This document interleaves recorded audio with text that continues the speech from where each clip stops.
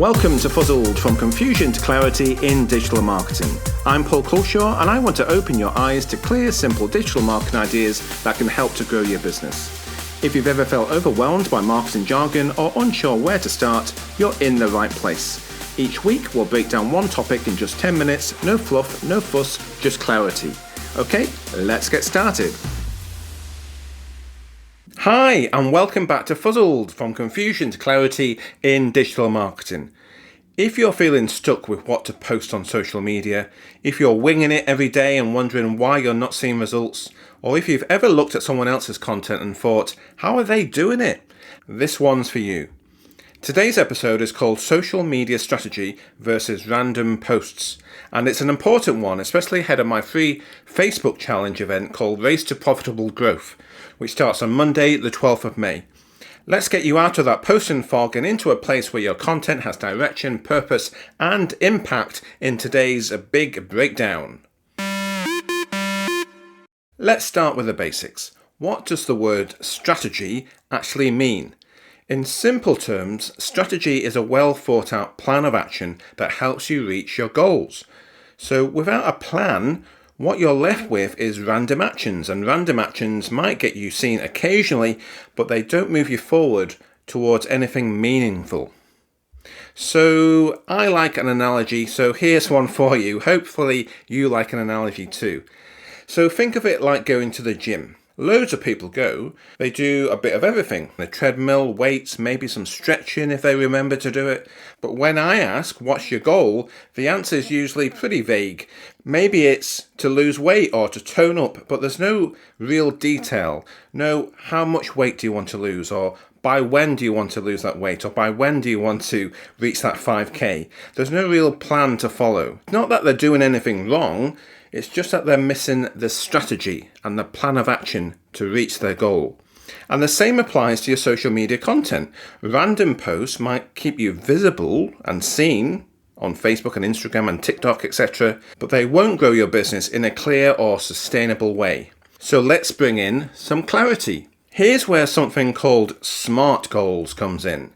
SMART stands for specific, measurable, achievable, relevant, and time-bound.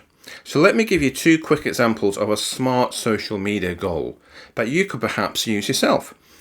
So the first example I've got for you is grow my Instagram audience by 100 new followers in 30 days by posting 3 helpful carousel posts each week focused on beginner SEO tips. And the second example is increase website visits from social media by 25% in 6 weeks by promoting blog content in my social media stories and in-feed posts with clear call to actions.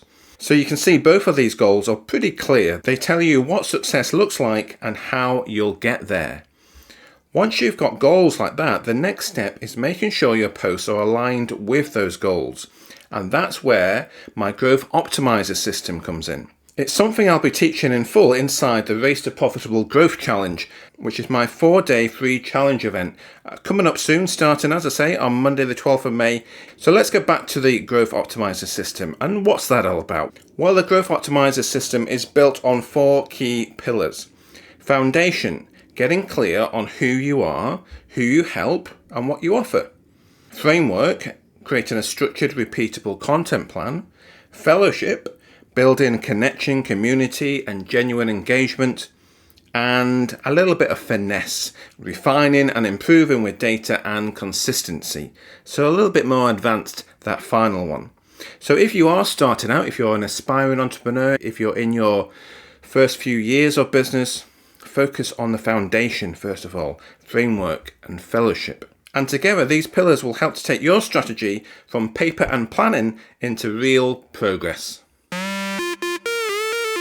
Okay, it's time to play a quick round of buzzword bingo. And today we're decoding some common social media metrics for you in terms of what they actually mean and which one you should really care about the most.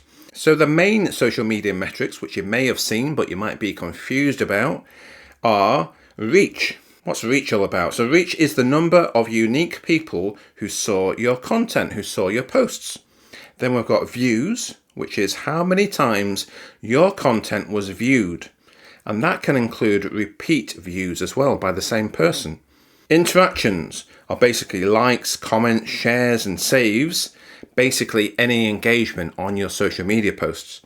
And then finally, we've got followers, which is the total number of people who've chosen to follow your profile. So, which one should you focus on? Well, honestly, focus on interactions.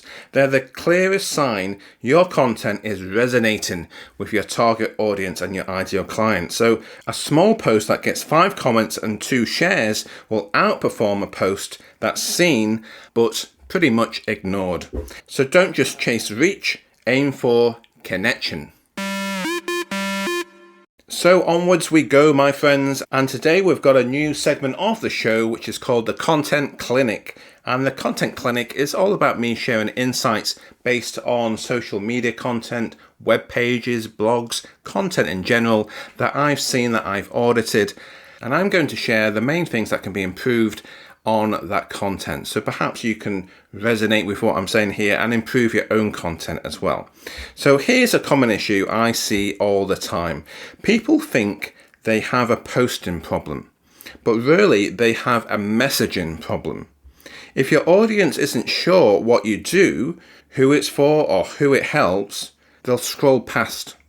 Not because they don't care about your content, but because they just don't get it. They don't know if it resonates with them or if it's for them. So let me give you an example. I saw a Facebook post recently that just had a link to the offer. That's all it had. Just copy and paste the link into the post and put the post out there. But there was no explanation, there was no context, there was no headline hook, just a link doing all the work by itself. So you can probably guess how it performed. So here's a simple 3-step fix for these types of posts, and you can apply the following structure to your own posts. So number 1, start with the pain point of your ideal client. What are they stuck with? Then move on to their desire. So where do they want to be? And then finally position your offer as the solution. So how can you help them get there? Follow that framework in your social media posts, in your reels, in your video content. Start with the pain point, then address the desire, to what they're stuck with, where they really want to be, then position your offer as the solution. It's like holding a torch in the dark, basically. You're not shouting at people, you're guiding them gently, clearly, and confidently. Okay, before we depart this episode, it's time for a marketing fail and holy moly moment. And this one takes us back to my marketing agency days.